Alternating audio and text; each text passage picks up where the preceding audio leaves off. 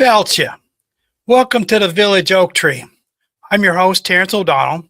Thank you for joining me again this week. I want to talk about a couple of related and likely very controversial topics today that might upset a few people, especially anyone who still believes in that myth of American exceptionalism. I don't have any news stories to share this week, but I do have a couple of references I will add to the end of the written portion, along with a YouTube video from Lena Petrova. I do have one picture of an antique sign I will share with you that's hanging on my office wall. It came from a shop in Boston, Massachusetts, dated 1915, and has been passed down through my family for a couple of generations now. So gather around, sit you down somewhere comfortable for a bit, while I try to paint a picture of the Americans as they truly are, despite the hype around the world that's been trying to tell us otherwise for decades. Let's start at the very beginnings of the European colonization of North America. So to refresh everyone with a little bit of early American history. Before there was the United States in 1778, there were 13 separate British colonies that made up the British Commonwealth in North America. There were also British colonists in what we now Canada as well, but I want to focus on the original 13 British colonies in Middle North America and the British colonies in the West Indies, what we now call the islands of the Caribbean. According to some sources I read, the British started shipping the Scottish people they deemed as rebellious, petty criminals, or poverty-stricken to the Caribbean plantations before the first English colonists arrived in Jamestown in 1607. They arrived by the thousands and were auctioned off to the British plantation owners of the time all around the islands in the West Indies. Not long after Jamestown and Plymouth Rock got their starts, the Irish started arriving in the islands, also in North American colonies, all up and down the eastern coast by the thousands, and by the mid 1600s. These were the Irish rebels, thieves, and homeless people at first. Then it became an ethnic cleansing when the English started taking thousands of children between 10 to 14 years old and women without husbands and shipping them off to the colonies to be sold by the shipmasters to the colonial plantation owners. One Irish slave / indentured servant was worth one bale of cotton, or about 5 pounds sterling back in those days, whereas an African slave in chains was worth 50 pounds sterling. Just give you an idea what they thought about Irish Catholics back then. According to whichever source you read, the sale price difference was because the Irish, although brought to the colonies in chains like the Africans, were there on short contracts, whereas the Africans were slaves for life. Bollocks. Where would a freed Irish indentured servant go if they were free from an island plantation in the Caribbean or in the American colonies? By all accounts, these Irish slaves, not slaves, had nowhere to go if they were freed. They would have had no money. No English would pay them to go to work for them. By most accounts, they would be forced to voluntarily stay on the plantations after their servitude contracts were up, because the only other choice was to starve to death on the streets. There are multiple accounts of the English branding them on their foreheads so that they carried a mark wherever they went for the rest of their lives, letting the English world know that they were Irish. Different sources tell two different stories. Some say that all those thousands of Irish rounded up by Cromwell and future English rulers like James II for nearly 150 years was meant to be a type of ethnic cleansing by the English. Other sources say that this was all a myth, and that all these tens of thousands of Irish people rounded up by the English soldiers were all just voluntarily indentured servants working out term limited contracts of 7 to 10 years. After that, the plantation owners were required to free them from their bondage, if they lived that long, and let them go their merry way. But according to English law passed during Oliver Cromwell's time, these same Irish indentured servants were not allowed to return to Ireland on penalty of death. There's way more documented evidence of Irish chattel slavery than them all being called indentured servants. I'm sorry. All of that so-called myth-busting was probably written by the English to cover their crimes against humanity a little bit. You see, the British plantation owners were suffering from a severe shortage of workers. When the British government offered them all this cheap labor, they jumped all over it. In most history books, these white slaves were documented as indentured servants, but in reality, they were slaves.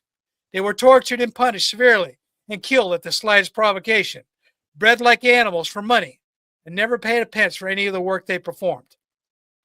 The vast majority of them were worked to death in the fields because between around 1612 to the 1770s, the Irish were very disposable and cheap, so they could be cheaply replaced where the Africans couldn't. In these two articles I present, I got them off the internet, the historians tell us that when the British started exporting the Irish in earnest from 1641 to 1652, and this is when Cromwell was invading Ireland, the population in Ireland was around, when they started, it was around 1.5 million people. Within a decade, the population had been reduced to over 500,000 by outright killing them in rebellions, starvation, and in large part, the rounding up and exporting tens of thousands of men, women, and children to the Western British colonies in the Americas. The reason I'm bringing up this horrific history is to point out that the Americans have never truly grown out of that sense of exceptionalism ever. It's a part of their DNA inherited from their English ancestors. From the wealthy Americans who inherited their wealth from family inheritances passed down from generations of British plantation descendants, or from other wealthy Europeans who came to the Americas with the express reason to exploit whatever and whomever they could to increase their wealth at any cost. This is why the wealthy elites have been at war with someone, somewhere, in nearly every bit of the last 400 plus years of American existence. I'm deliberately leaving out the French and Spanish, as they deserve their own chapter on the cruelty of European colonization, slavery, and exploitation. British, on the other hand, were responsible for more death and misery than anyone else during the several centuries of their imperial ambitions around the world.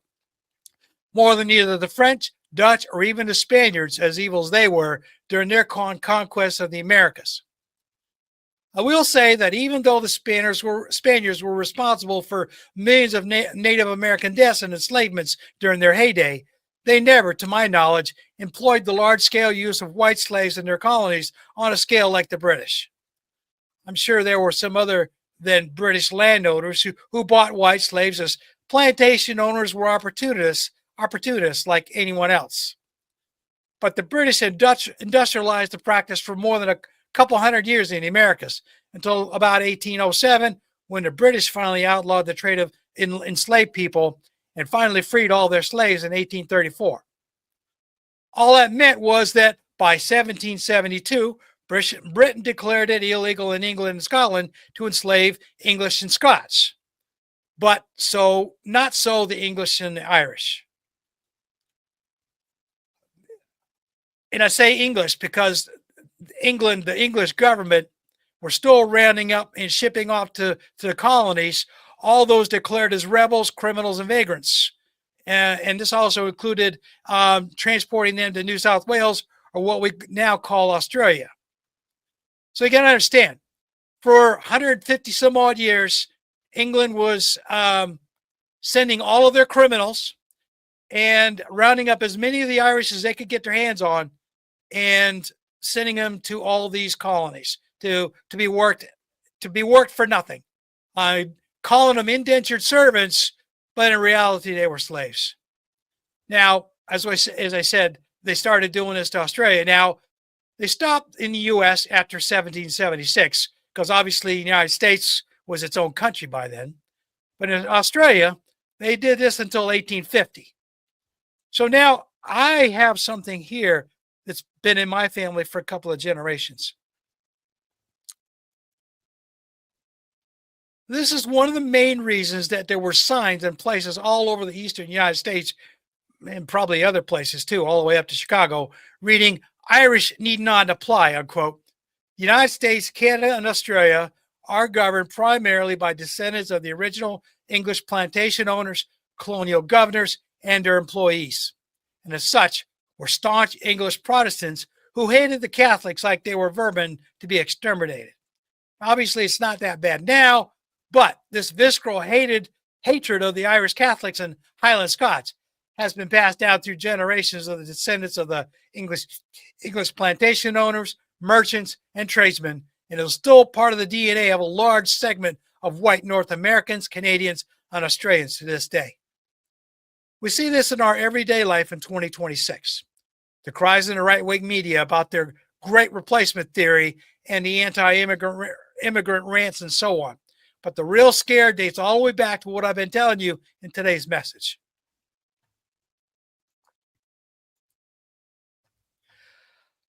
Look at the American MAGA base in today's world.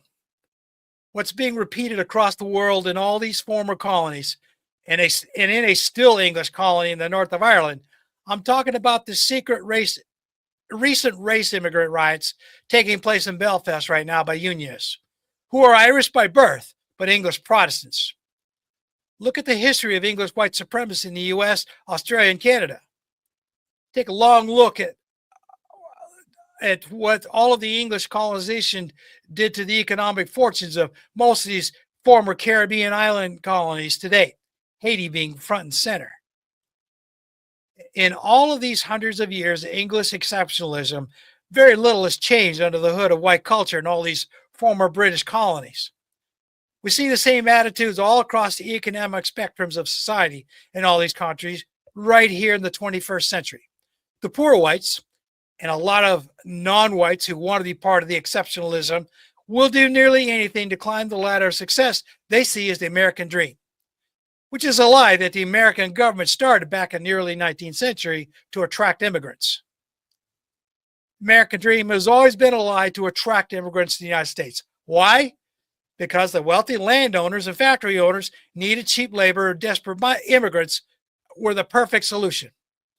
When they couldn't import slaves anymore, the northern wealthy elites decided to brand the northern U.S. as the land of opportunity in order to entrap poor immigrants from places like Ireland, Italy, Poland, and others, while the southern states, after importing the slaves was outlawed, internalized their slavery into breeding pens and sold the women and offsprings off like you would any other farm animal. The one thing a majority of the immigrants had in common that the wealthy Protestants wanted to exploit was they were all non-Church of England Protestants. Mostly, they were the hated Catholics. Either way, the northern U.S. wealthy descendants of the English and other Europeans got what they wanted: cheap, disposable labor without the chains. Slavery under a different name, but slavery nonetheless.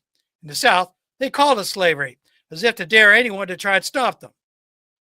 It wasn't until the 20th century before the majority of these under-the-table acts of enslavement stopped, for the most part, at least out in the open for all to see. There is still a form of slavery right now being called, and they call it trafficking, but that's a story for another day. All this leads up to what I want to talk about next: spoiled Americans, which is related to that whole exceptionalism thing. I have a friend who writes for Medium.com, and we were chatting back and forth about one of her latest articles recently.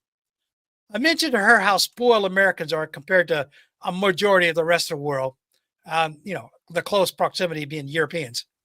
As we talk about this a little bit, she encouraged me to talk about all of this in my podcast, as she's very interested in this. Maybe a lot more people than just her. In all of this, I wanted to tell you a couple of personal stories about how I learned just how spoiled white British and Americans behave around the world. As I said before, I've traveled all over the world, and I have seen firsthand just how entitled a lot of British and Americans believe they are compared to everyone else. This by no means applies to everyone, as I have a dear friend in England that is an exception to this, as are a lot of Americans I have met over the years. But I have met so many others across the world who do fall into what I call this spoiled entitled category. They act as if just because they're British or American, that they should be treated as very special VIPs wherever they go, especially outside of their respective countries when they go out on business trips or holidays. My first story dates back to December of 1983. I was in Athens, Greece on a military liberty with a couple of my mates. And after a day spent visiting famous tourist places around the city, we decided to have a pint at a local pub we happened across. When we entered and sat down, we couldn't help noticing that it was a small group of young British tourists making a loud racket, as in every word they said was loud and obnoxious. Now, me being of the Irish persuasion, I already didn't like them, but I kept my peace until they started talking about the troubles in the north of Ireland, and the conversations were extremely racist and offensive. Finally, I decided that I'd had enough, so I said very loudly how much this one overweight blonde reminded me of a pedigreed English pig. That got their attention very quickly. That was it. My mates grabbed me before I started a big fight, and we ran for it, never looking back. But I never forgot that sense of British entitlement feeling that came from them, because I saw it time and time again in my travels around Europe and Asia, even from other British soldiers I encountered through the years. I could tell you lots of stories about when I was posted on an island full of British soldiers for a year during Desert Storm, and the attitudes they had towards everyone else in the world, including some of their own who happened to be from Scotland or Ireland. I also had an occasion to train with some Aussies back in the early 1980s, and they weren't that much different, other than trying very hard to convince everyone else in the world that they were just as good as their British ancestors, without much success. The Brits looked down their noses at their Australian and Canadian cousins as much as they did the Yanks. As for the Americans, ever since the end of World War II, they've been working hard to convince the world that they're the inheritors of the old British Empire. The difference is in how they went about it. After World War II, the Yanks quickly realized that their unique geography had saved them from the destruction level that nearly everyone else in the world, with the exception of the Canadians and the countries of Latin America. But to the newly wealthy U.S. oligarchs and their paid-for corrupt politicians, none of that mattered. Those were all just backwater countries and of no significance to the now morbidly wealthy defense industry stockholders right after World War II. It didn't take long for them to figure out how to keep the military defense gravy train going, and by 1948, with the U.S. now effectively in a Cold War with Stalin's Russia, they needed to keep the millions flowing into their pockets for long into the future. What all this new wealth did, and this includes everyone from the morbidly wealthy to the middle class, was create a sense of entitlement and American exceptionalism. The new government propaganda was now promote everything American to every corner of the globe. In other words, sell the lie of the American exceptionalism across the world.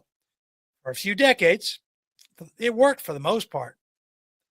This attitude and propaganda has also created a class of spoiled Americans who, like their British cousins, went all over the world proclaiming to all within earshot just how special they were, and that they, just because they were Americans and richer than the people whose country they were visiting, should be treated like royalty, or at least a mythological idea of what an American thinks royalty should look like anyway. Maybe something like the British aristocracy. This applied to businessmen and tourists alike. Everywhere Americans would go after World War II, whether it was for business or pleasure, a large portion of them expected to be treated as better than everyone else. If not, they would threaten to punish them somehow, as if just a threat would be enough for their nation's hosts to give in to their special personal comfort demands and give them exceptionally favored business deal terms. For a few years, it worked. Then, after the Vietnam War ended in disaster for the U.S., Nixon was forced to resign, many other public relations disasters, the shine started to dull over the American exceptionalism myth. Not that Americans didn't stop pushing the narrative, but by the 1980s, the bright star above the spoiled Americans started to get dimmer. Now, after decades of war that they have lost with trillions in national debt to pay for them, borrow from their so-called allies, the Americans are in deep trouble. All this meddling in other countries' affairs to achieve global dominance since 1941 has only brought on their downfall over the last 25 years. 9/11 could have been averted if the Yanks had minded their own business, not chased after global oil domination and a unipolar hegemony around the world. The war in Ukraine could have been averted if the Americans had just left well enough alone, and so much other misery, just because a bunch of spoiled rich Americans decided that the world should belong to them and to do as they please with it. Our spoiled attitude of trying to be the bully on the world's playground has brought the U.S. to rack and ruin now. The world has lost patience now with the spoiled, entitled Americans.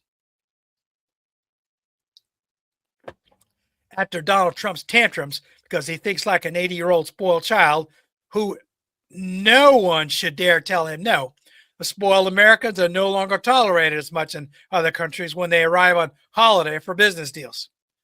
A lot of people are no longer afraid to tell the Americans no. Their entitled behavior is no longer welcome anymore, especially in Europe and Canada. Even Australia is starting to look at the Yanks sideways a little bit more these days.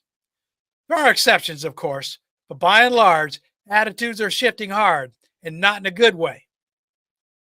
I will share another personal story with you to emphasize my point. I have so many, but I will relate one from my last trip outside of North America. When I deployed to Afghanistan in January 2002 with my Army Reserve Unit, I was an older staff sergeant new to the unit right after 9/11. Most of the soldiers had been with this unit for years already and knew each other pretty well. When I reported for duty with my new unit in October 2001, I showed up without much of a service record, which played a part in what was to come later on. My service records from my previous enlistments hadn't been caught up yet, and because of 9/11, no one cared right then. The only thing that mattered to them was whether I could attend a primary MOS school instead of attending my next monthly drill in November. So instead of showing up for my next drill weekend, where I could have presented a service record showing all my previous promotions, deployments, and other merits, I went to school for 2 weeks at Fort Dix, New Jersey. By December of 2001, no one cared who I was because we were all getting ready to deploy, and the vast majority of the unit's enlisted soldiers and officers had never deployed before, much less to a war zone. And I had, more than once. But no one knew that, and no one asked nor cared. There was one senior ranking major who had an instinct about my history, so he took me aside at one point while we were at Fort Bragg, North Carolina, as we were getting ready to go. He asked me if I would be okay going downrange with such a green team. He told me that he needed someone with a little seasoning to try and keep an eye on things. He thought I might be able to offer a steadying hand. I agreed, much to my regret, because I wanted to fit in if I could. That was the start of my adventure into what I call observing spoiled Americans. I had always seen them, but never paid much attention until that deployment to a third world country. It was during this year-long deployment that I witnessed just how spoiled average Americans really are. My so-called teammates constantly complained about the heat, the food, the sand, the lack of showers, and everything else they missed from home. I, on the other hand, got called out for not being a team player, not smelling like a perfumed rose after a night's sleep with no air conditioning or showers. We just had small baths. And I didn't like to hang out with them during downtime between missions. I quickly realized when we were first thrust together back at home base that I really didn't like any of these people, and I had no desire to be anyone's friend before or afterwards. I did make a couple of acquaintances along the way. They were, for the most part, our Afghan partners, not the Americans. During our deployment, I watched as these spoiled Americans misused government funds to buy a larger electrical generator so they could have, at first, larger fans, then later, 4 window air conditioners that I ended up running the electrical wiring for under protest, and eventually a shower using a sun-warmed rooftop water tank, which took well water from an already taxed hand-drawn well to fill, which caused other issues later on. All because these spoiled Americans couldn't stand to live like our Afghan neighbors and staff members for a few months. Something these people have been living without all their lives with little complaint. I was fine. I didn't consider our situation that much of a hardship. I grew up poor, and I had deployed before, often living in harsh conditions in the past. Watching these spoiled Americans come undone because they missed their taken-for-granted American creature comforts was a good show, one that I had to take serious steps to stay away from by not sleeping in my own cot at times and keeping a loaded pistol in my hand all night. When I finally returned home to the United States, At first, I wanted nothing to do with Americans. Right, I had now seen them for who they truly are. It took me a long time to move past that and learn to live with them again. It was because of what I went through in Afghanistan regarding living with these spoiled Americans that as soon as I left the Army for good, I went straight up to Aroostook County and staked out a piece of property outside of Caribou, Maine. It gave me some space so I could keep all of these spoiled Americans at arm's length while I got used to dealing with them on a daily basis without trying to rip someone's head off. Over time, I learned how to interact with people again, mostly. Even today, I still struggle with watching spoiled, entitled Americans, either at public places where I live or in the news media, and I ask myself, what would they do if they lost their elevated standard of living all of a sudden? What would all these people do if all of a sudden they had to ration electricity, food, and water like the Cubans and Palestinians are doing right now? In dystopian fiction novels, writers tell stories about what native-born spoiled Americans would behave like if they lost their creature comforts they take for granted, and these stories all paint a very bleak picture. But they're meant to scare people. Fear sells books. But I know firsthand what that would look like because I've seen how they behave when they lose their taken for granted creature comforts for an extended period. And they're willing to fight everyone else to get them back. And I mean everyone. It's those memories that still make me still keep a loaded pistol where I can put a hand on it in the middle of the night, just in case the lights go out for good.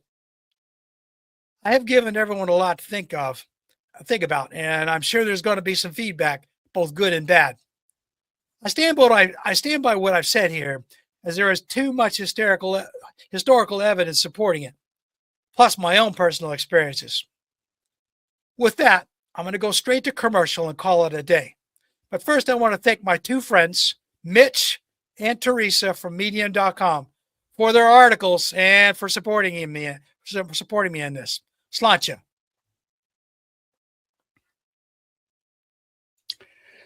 During this break, I want to take a couple of minutes to explain how you can support this podcast. One way is to become a paid subscriber on my Substack page, which I'll pull up here for you to look at. You can also find the Village Oak Tree on Medium.com.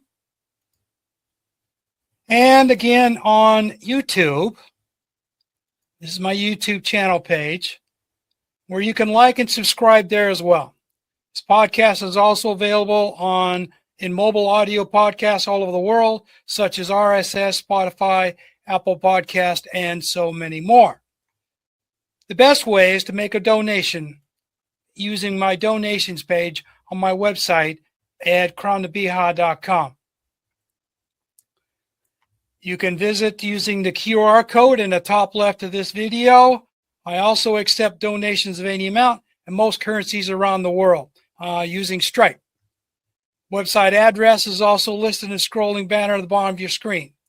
If you're listening to an audio version of the podcast and one of the many mobile apps available, use the link in the podcast description. I've made the website more mobile friendly, so go check it out. I hope people watching or listening to this podcast or just reading the commentary on Substack or Medium.com will take a moment to come visit me at crowntobeha.com. I might even have something you like and you want to come back for more. Sláinte. Welcome back. So as I said, I'm not going to read anything to you today. So I hope you enjoyed the show so far. Gora Mahagat. Thank you for watching or listening to the show today. I hope you enjoyed it, and you'll return again to listen to me offer a voice to what a lot of people are thinking these days. To say goodbye this week, I will leave you with this Irish quote. The history of Ireland is written in the blood of its rebels and in the tears of its martyrs. Slán go foill.